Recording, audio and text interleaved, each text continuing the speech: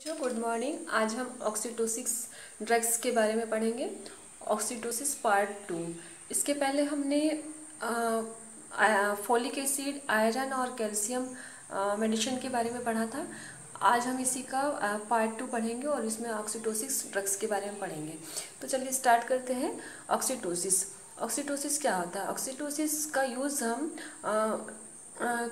Uterine contraction को start करने के लिए करते हैं और अगर यूट्राइन कॉन्ट्रैक्शन स्टार्ट हो चुके हैं तो उसको इंक्रीज करने के लिए भी इसका यूज़ किया जाता है। मेनली हम जो ऑक्सीटोसिन ड्रग यूज़ करते हैं वो जैसे कि ऑक्सीटोसिन है और एर्गो डेरिवेटिव्स है और प्रोस्टाग्लैंडिन है। तो जो ऑक्सीटोसिस होते हैं, ऑक्सीटोसिस ये एक नेचुरल ह्यूमन सोर्स होता है। नेचुरल ह्यूमन सोर्स हम इसलिए कहते हैं क्योंकि जो इसका ये जो रिलीज़ होते हैं, जैसे इसका सिक्रेशन होता है ह्यूमन बॉडी से ही होता है। ह्यूमन बॉडी से ये रिलीज़ होते हैं और ह्यूमन बॉडी के हाइपोथैलेमस, ब्रेन में जो हाइपोथैलेमस पार्ट होता है वहाँ से ये रिलीज़ होते हैं। और इसका स्टोरेज की बात करें तो इसका जो स्टोरेज होता है वो पिट्यूटरी ग्लैंड के में इसका स्टोरेज होता है।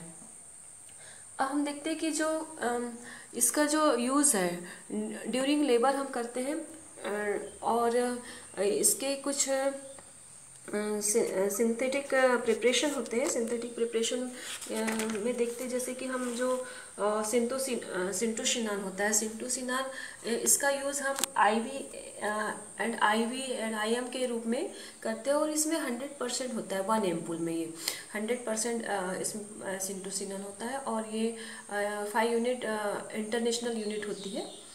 और सेकेंड हम इसके प्रिपरेशन की बात करें तो पिटोसिन होता है। पिटोसिन इंजेक्शन आईवीएम आईएम दोनों दी जाती है और ये एम्पूल के रूप में अवेलेबल होती है। और इसके बाद हम देखते हैं सिंटोमेट्रिन एक्चुअल में ये सिंटो और एर्गोमेट्रिन दोनों इसमें 50-50% होते हैं। इसके पहले हमने जो देखा सिंटोसिनान और पिटोसिन, ये दोनों में 100% ऑक्सीटोसिन होता है, लेकिन इसमें सिंटोमेट्रिन में ऑक्सीटोसिन 50% होता है और एर्गोमेट्रिन 50%। इस प्रकार से ये 5 यूनिट और 0.5 mg इसमें डोज होती है। दोनों मिला करके ये दोनों का कॉम्बिनेशन होता है। 5 यूनिट सिंटोसिनान एंड ऑक्सीटोसिन और एर्गोमेट्रिन 0.5 mg, ये दोनों डोज एक साथ होते हैं, मिले हुए दोनों का कॉम्बिनेशन होता है और इसको हमेशा आईएम ही देते हैं। अब बात करते हैं हम इसके ऑक्सीटोसिन की जो इंडिकेशंस होते हैं। ऑक्सीटोसिन के जो इंडिकेशंस होते हैं तो इसमें हम देखते हैं कि जो सबसे पहले जो ड्यूरिंग प्रेगनेंसी में देखते हैं, ड्यूरिंग प्रेगनेंसी में for the induction of abortion, इसका यूज़ हम एबॉर्शन को प्रेरित करने के लिए करते हैं। और second for the induction of labour को भी प्रेरित करने के लिए, जो प्रोसेस स्टार्ट हो गई उसको इंक्रीज करने के लिए इसका यूज़ करते हैं। और अगर थर्ड इसमें हम इसको जो एक्सपल्सन ऑफ हाइड्रेटिफॉर्म मोल यदि हो गया है तो उसको भी एक्सपल्सन करने में इसका यूज़ करते हैं। तो ये हो गई प्रेगनेंसी समय इसका जो यूज़ करते हैं हम उसके बारे में।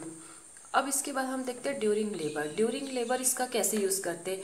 ड्यूरिंग लेबर जैसे फॉर द एग्यूमेंटेशन ऑफ लेबर के लिए, जैसे कि जो प्रोसेस स्टार्ट हो गई है लेबर की उसको तेज करने के लिए इसका यूज़ करते हैं। सेकेंड हम देखते हैं for the treatment of third stage of PPH, तो थर्ड स्टेज के पीपीएच को कम करने के लिए भी इसका यूज़ हम करते हैं। इसके बाद हम देखते हैं थर्ड ड्यूरिंग परपेरियम के समय हम इसका यूज़ कैसे करते हैं। तो फर्स्ट हम देखेंगे for the control of uterine bleeding, जो डिलीवरी के बाद यूट्राइन जो ब्लीडिंग होती है थर्ड स्टेज के दौरान, जैसे प्लेसेंटा आउट हो गया है उसके बाद भी अगर यूट्रस में कोई एटोनिक यूट्रस है या कोई पार्ट प्लेसेंटा का अंदर रुक जाता है तो ब्लीडिंग बहुत ज़्यादा होने लगती है, तो इसको कम करने के लिए, इसको कंट्रोल करने के लिए इसका यूज़ करते हैं। सेकेंड हम देखें for the oxytocin sensitivity test, oxytocin sensitivity test के लिए भी इसका यूज़ करते हैं। Third for the contraction sensitivity test, CST, contraction sensitivity test करने के लिए भी इसका यूज़ हम करते हैं। इसके बाद हम इसके कॉम्प्लिकेशंस की बात करें, कॉन्ट्राइंडिकेशन की बात। अभी हमने देखे इसके कुछ इंडिकेशंस हैं, इसके अलावा हम देखते हैं कि इसके कुछ कॉन्ट्राइंडिकेशन भी होते हैं। कॉन्ट्राइंडिकेशन जैसे कि ग्रैंड मल्टीपेरा में इसको नहीं देना चाहिए। जैसे कि ग्रैंड मल्टीपेरा मतलब कि 2 से अधिक वो बेबी को जन्म दे चुकी है, उसे हम ग्रैंड मल्टीपेरा कहते हैं। ग्रैंड पेरा यदि है तो उसमें 1 से अधिक बच्चे को जन्म दे चुकी है। अगर प्राइमी पेरा है तो मतलब पहला बच्चा जन्म दे चुकी है उसका। और ग्रैंड मल्टी पेरा मतलब मल्टी मतलब 2 से अधिक, ग्रैंड मल्टी पेरा मतलब 2 से अधिक बच्चों को जन्म दे चुकी है, तो फिर उसमें इसका यूज़ हम नहीं करते। इसके बाद हम देखते हैं कॉन्ट्रैक्टेड पेल्विस। यदि कॉन्ट्रैक्टेड पेल्विस है मदर का, तो फीमेल का कॉन्ट्रैक्टेड पेल्विस है तो भी हम ऑक्सीटोसिन का यूज़ नहीं करते। थर्ड हम देखेंगे माल प्रेजेंटेशन। माल प्रेजेंटेशन यदि प्रेजेंट है इसमें फीमेल में, तो माल प्रेजेंटेशन की स्थिति में भी हम ऑक्सीटोसिन ड्रग्स का यूज़ नहीं करते। फोर्थ देखेंगे अगर पेशेंट को हार्ट डिजीज़ है, अगर प्रेग्नेंट लेडी जो है उसको हार्ट डिजीज़, किसी भी प्रकार की हार्ट डिजीज़ है, तो भी हम इस मेडिसिन का यूज़ नहीं करते। इसके बाद फिफ्थ देखेंगे हम फीटल डिस्ट्रेस। फीटल डिस्ट्रेस यदि है तो फिर फीटल डिस्ट्रेस की कंडीशन यदि लग रही है तो भी इस कंडीशन में हम इस मेडिसिन का, ऑक्सीटोसिन मेडिसिन का यूज़ नहीं करते। सिक्स देखेंगे previous history of CS। Previous history of CS मतलब कि पहले उसका सीजरियन सेक्शन यदि हो चुका है तो भी हम ऑक्सीटोसिन ड्रग्स का यूज़ नहीं करते। तो ये हो गए उसके कॉन्ट्राइंडिकेशंस। अब इसके कुछ साइड इफ़ेक्ट या फिर कॉम्प्लिकेशंस भी होते हैं। जैसे कॉम्प्लिकेशंस की बात करें तो इसमें पहला होता है जैसे कि hyper stimulation of uterus. Hyper stimulation of uterus होता है इसमें। इसके बाद नेक्स्ट देखें हम तो यूट्राइन वॉल रप्चर होने के चांसेस रहते हैं।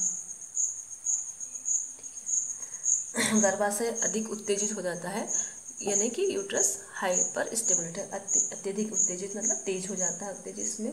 और इसके अलावा यूट्राइन रप्चर होने के भी चांसेस रहते हैं इसमें।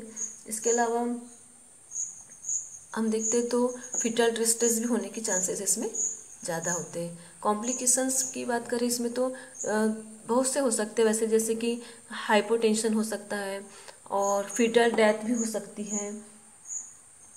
फीटल डिस्ट्रेस के बाद फीटल डेथ होना नॉर्मली कंडीशन ये आती है। तो ये ऑक्सीटोसिन के जो रूट होते हैं उसको हम निम्न तरीके से दे सकते हैं।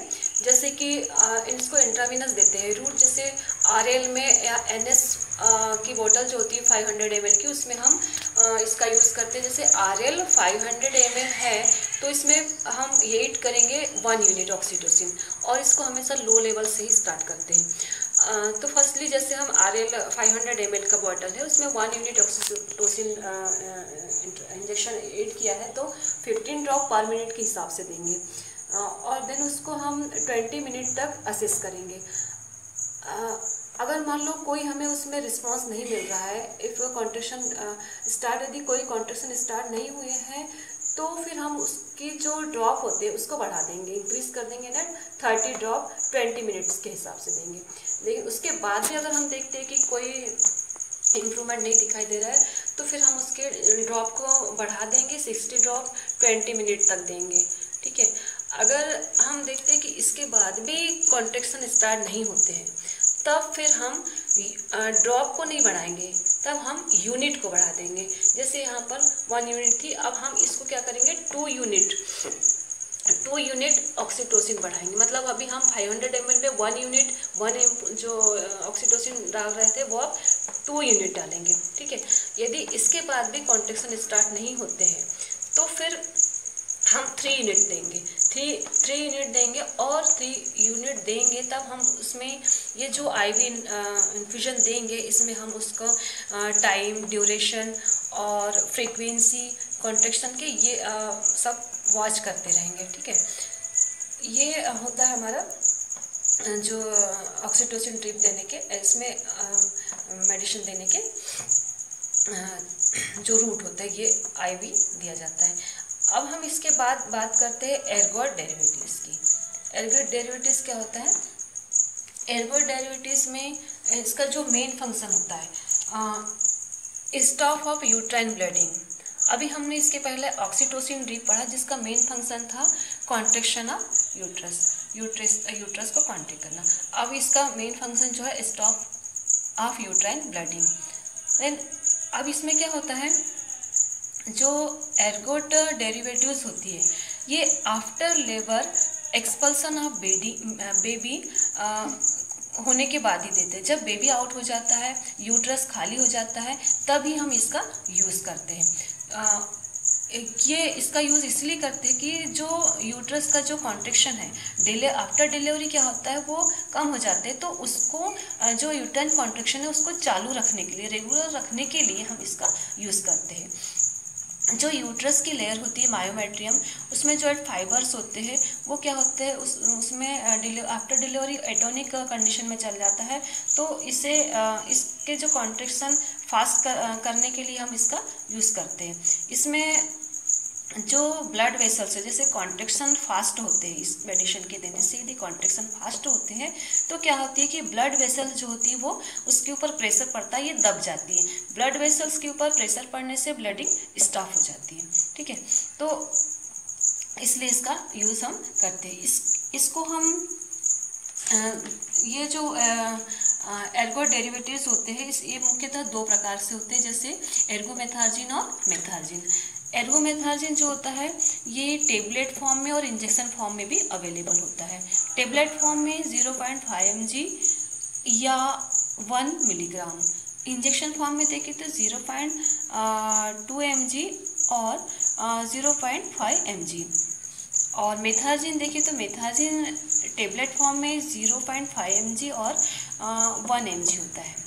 और इंजेक्शन की बात करें तो इंजेक्शन 0.2 mg के एम्पूल में अवेलेबल होता है। अब देखते हैं हम इसके इंडिकेशंस ऑफ ऑक्सीटोसिन। इंडिकेशन की बात करें तो हम फर्स्टली इसमें होता है जैसे for the prevention of uterine bleeding after delivery, uterine bleeding को रोकने के लिए। ठीक है, सेकंड आफ्टर एबॉर्शन भी हम इसको ब्लीडिंग को रोकने के लिए देते हैं। थर्ड है expulsion of hydatidiform mole. Hydatidiform mole की यदि कंडीशन है तो उसको भी एक्सपल्सन करने के लिए हम इस मेडिसिन का यूज़ करते हैं। ठीक है, ये हो गए इसके इंडिकेशन। अब हम इसके कॉन्ट्राइंडिकेशंस की बात करते हैं। कॉन्ट्राइंडिकेशंस की बात करें तो ड्यूरिंग ट्विंस प्रेगनेंसी, हम इसे ड्यूरिंग ट्विंस प्रेगनेंसी में नहीं देते। क्यों? क्योंकि जब भी फर्स्ट बेबी डिलीवर्ड हो जाता है उसके बाद यदि इसका यूज़ किया जाए तो सेकेंड बेबी आउट होने में दिक्कत होती है, इसलिए दोनों बेबी जब डिलीवर्ड हो जाते हैं उसके बाद ही इस मेडिसिन का यूज़ किया जाता है। सेकेंड, प्री एक्लेम्सिया में और एक्लेम्सिया की कंडीशन में भी इसका यूज़ नहीं करते हम। थर्ड, RH नेगेटिव यदि पेशेंट है, जो मदर है वो RH नेगेटिव है, उसका ब्लड ग्रुप RH नेगेटिव है, तो इस कंडीशन में भी हम ऑक्सीटोसिन मेडिसिन का यूज़ नहीं करते। फोर्थ है expulsion of anterior shoulder.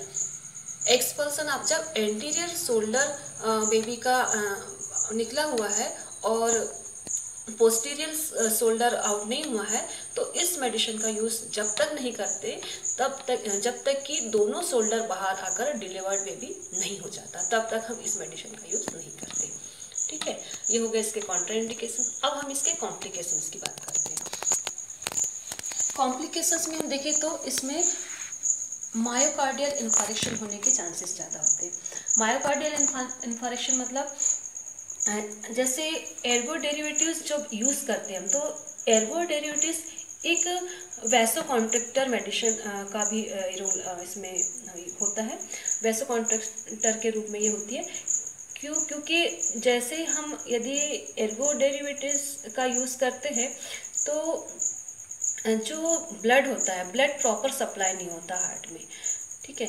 Blood proper supply नहीं होता क्योंकि जो वेसल्स होती है वो कॉन्स्ट्रिक्ट हो जाती है, जिसकी वजह से प्रॉपर हार्ट में ब्लड सप्लाई नहीं होता, और प्रॉपर हार्ट में ब्लड सप्लाई नहीं होने की वजह से क्या होता है, हाइपरटेंशन की स्थिति हो जाती है। हाइपरटेंशन की स्थिति होने से मायोकार्डियल इंफार्क्शन हो जाता है। तो ये एक उसका कॉम्प्लिकेशन है। इसके बाद यदि हम लॉन्ग टाइम तक इस मेडिसिन का यूज़ करते हैं तो गैंग्रीन होने के भी चांसेस होते हैं, ठीक है। इसलिए ये मेडिसिन के कॉम्प्लिकेशंस में ही आते हैं। और third, problem associated with lactation.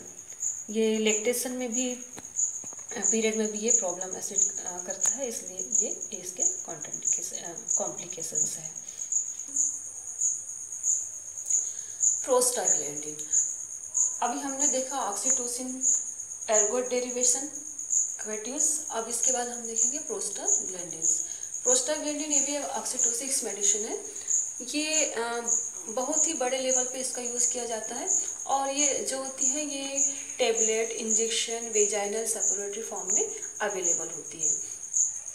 ये सभी फॉर्म में अवेलेबल होती है, इस कारण इसका यूज़ भी ज़्यादा किया जाता है। अब हम इसके इंडिकेशन की बात करें तो indication of abortion, induction of abortion, abortion को की जो प्रोसेस होती है उसको बढ़ाने के लिए हम इसका यूज़ करते हैं। सेकंड है राइपिंग ऑफ सर्विक्स, सर्विक्स को डायलेटेशन के लिए भी इसका यूज़ किया जाता है।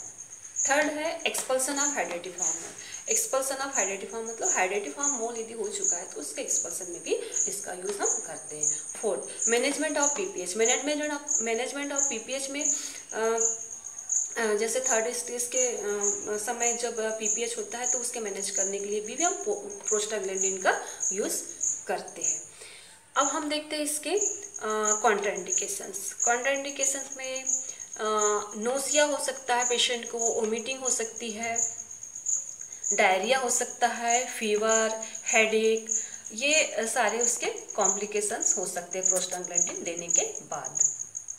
तो इसका यूज़ हम कंडीशन देख करके, पेशेंट की कंडीशन देख करके ही देते हैं, और जब ये मेडिसिन देते हैं तो प्रॉपरली पेशेंट को हमें वॉच करते रहना चाहिए, ठीक है। अब हम देखते हैं प्रोस्टाग्लैंडिन के जो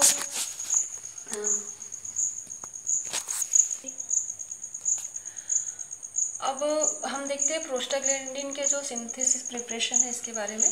तो प्रोस्टाग्लैंडिन के हम देखते हैं कि इसको 3 टाइप्स में डिवाइड किया गया है।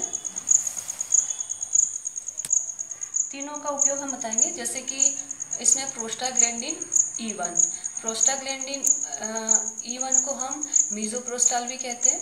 सेकेंड है प्रोस्टाग्लैंडिन E2, प्रोस्टाग्लैंडिन E2 को हम डिनोप्रोस्टान भी कहते हैं। और थर्ड है prostaglandin F2 alpha. Prostaglandin F2 alpha को हम डिनोप्रोस्ट ट्रोमेस्थामिन भी कहते हैं। तो जो प्रोस्टाग्लैंडिन E1 होता है ये लो कास्ट होता है, और इसका जो होता है साइड इफेक्ट भी इसके कम होते हैं। लो कास्ट होने की वजह से इसके साइड इफेक्ट भी कम होते हैं। इसका जो ये अवेलेबल होता है, ये ओरल फॉर्म में भी इसका यूज़ करते हैं, वेजाइनल भी इसका यूज़ करते हैं, और रेक्टम में भी इसका यूज़, इस मेडिसिन का यूज़ हम करते हैं। अगर इसका जो यूज़ देखें तो इसका यूज़ हम राइपिंग ऑफ सर्विक्स में करते हैं। सर्विक्स के डायलेटेशन में हम इसका यूज़ करते हैं। सेकेंड है प्रोस्टाग्लैंडिन E2। प्रोस्टाग्लैंडिन E2 ये टेबलेट फॉर्म में, जेल फॉर्म में, इंजेक्शन फॉर्म में, और वेजाइनल सपोजिटरी फॉर्म में, और वेजाइनल पेस्ट्री फॉर्म में भी अवेलेबल होती है। तो जो प्रोस्टाग्लैंडिन E2 होता है ये इसकी जो टेबलेट होती है 0.5 mg के डोज में अवेलेबल होती है, और जो जेल होता है वो 50 ग्राम के रूप में ये अवेलेबल होता है, और जो इंजेक्शन होती है वो 1 मिलीग्राम के डोज में अवेलेबल होती है, और जो वेजाइनल सपोजिटरी होती है वो 20 मिलीग्राम के डोज में अवेलेबल होती है और जो वेजाइनल पेस्ट्री होती है वो 3 मिलीग्राम के डोज में अवेलेबल होती है। अब इसके साइड इफ़ेक्ट की बात करें तो इसके जो साइड इफ़ेक्ट होते हैं वो ज़्यादा होते हैं, इसका यूज़ ज़्यादा होता है और लेकिन इसके जो साइड इफ़ेक्ट होते हैं वो भी इससे ज़्यादा होते हैं, किसकी अपेक्षा, E1 की अपेक्षा। ठीक है, अब इसके बाद हम देखते हैं F2 अल्फ़ा। F2 अल्फ़ा मतलब prostaglandin F2 alpha. Prostaglandin F2 alpha जो होता है ये वेजाइनल सपोजिटरी के रूप में यूज़ किया जाता है और इसका जो वेजाइनल सपोजिटरी के रूप में ये अवेलेबल होती है और जिसका यूज़ होता है वो वेजाइनल राइपिंग के लिए इसका यूज़